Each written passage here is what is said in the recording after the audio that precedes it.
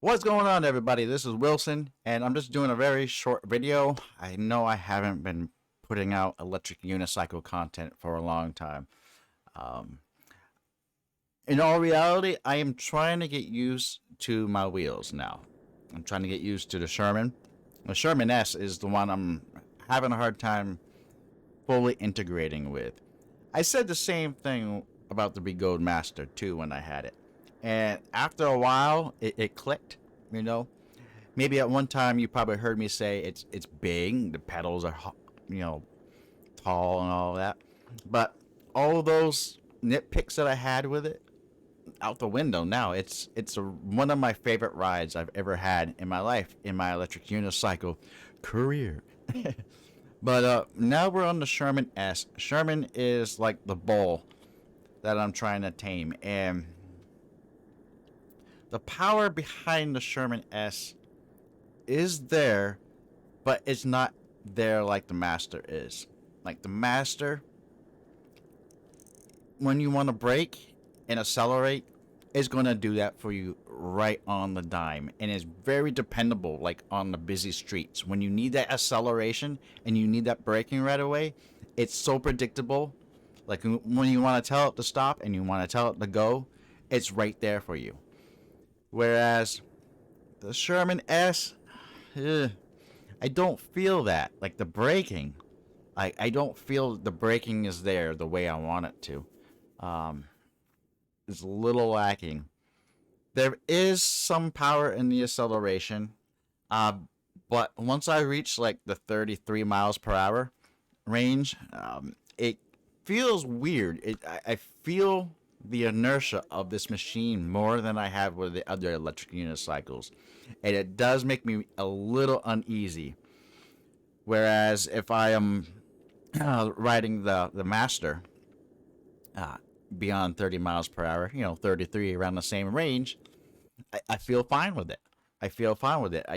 I was earlier today riding my Master in the streets today, and it was like, whoa, big difference from the Sherman back and forth to the Master. So I think at the end of the day, it's just all a matter of practice and practice.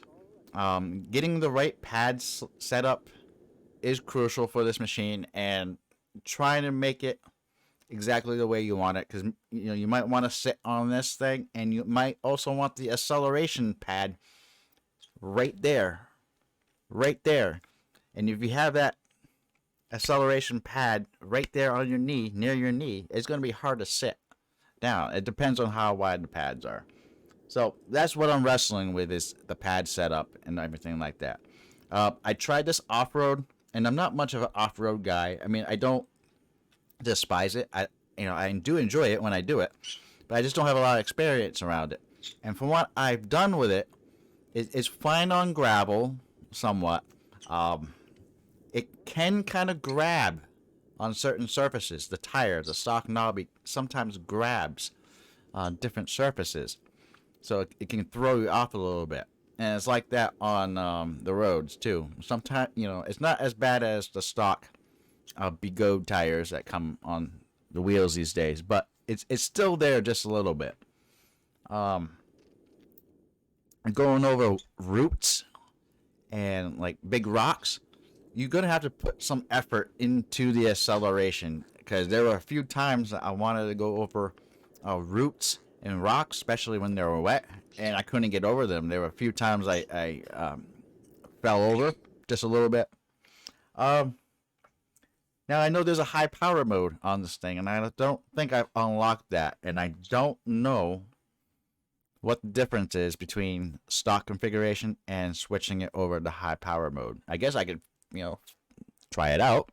That's, I am the user. I can, I bought this thing so I can, enable it. But for those of you people who have the Sherman S or have knowledge about it, what are some of your nitpicks around the machine, or some corrections you can give me, because maybe I'm not saying things correctly. I do recommend it. I can tell the range is there, the battery is there. it feels like every 1% equals a mile. That's what it almost feels like. Or every 2 miles equals 1%. Close to that. So if you're riding 30 miles, you're gonna use 30% battery. Yeah, I'm looking at the machine right now. Now I have the E-Rides pedals for the Sherman S. They're okay. There's a lot of hype around this pedal, and I think I would prefer a flat pedal instead of a pedal that has the nubs for the acceleration and braking. And I think I would prefer a pedal that would be bigger. Now, Leaper-Kim is sending out units of the upgraded trolley handle and the pedals are not recessed. The spikes are not recessed. They're actually exposed now. That's the way spikes pedals should be. So I'm interested to see what those pedals are like when I get mine in the mail from E-Wheels. Headlight's pretty good. It's bright. I'm getting a couple more modifications. One is a headlight lamp shade thing that kind of cuts off the top part of the headlamp so you don't blind people. And suspension knobs. You can 3D print these things, but I don't have a 3D printer. So I just got them from Hujali Market or Hujaj Market, whatever you call, where you get the knob pedals. So that's about it. I just want to let you know, I'm just focusing on riding. It's been raining. Playing video games, Final Fantasy. I want to do some stealth camping here pretty soon again. Sorry for the videos not coming out as much, and this bird makes it kind of hard to make a voiceover. You have a good day. Feel free to talk about anything in the comments.